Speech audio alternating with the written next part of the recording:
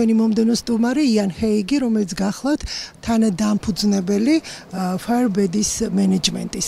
Thank you for your time. Thank you for interview. My first question will be about state of Georgian economy and state of Georgia's economy's financial stability. What is your opinion and your estimation about this issue?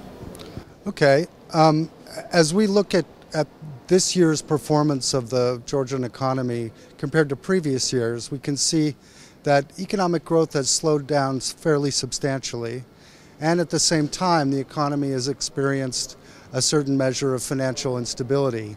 Now, the causes of this financial stability relate more than anything else to what has been going on in Russia, Azerbaijan, and neighboring countries.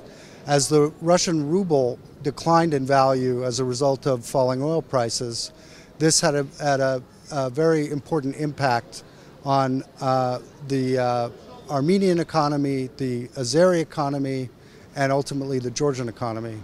So the overall source of the problem is not something that any economic authorities in Georgia could have done anything about. However, from here, I think there needs to be done to enhance and protect the principle of central bank independence. We heard recently about an investigation that is contemplated into the operation of the National Bank. I think that would be a big mistake, especially because the root of the problem is from outside the country.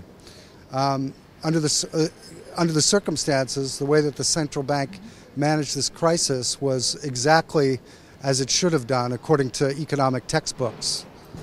And what are the roles of NATO and European Union for economic stability in the region and for Georgians?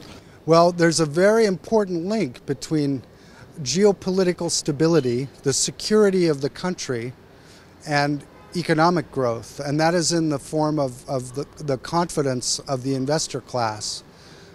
People who are making long-term decisions about deploying capital to this or that business, they need to know that the country's security is guaranteed, and this is why the prospect of a bigger role for NATO in protecting Georgian security has a really important impact on Georgian economic activity, I think.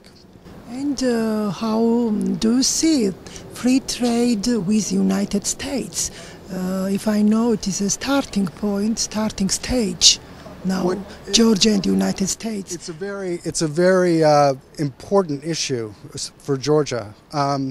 Unfortunately, being a small country, the legislative attention that would be required to make that happen for Georgia is just not there at the moment.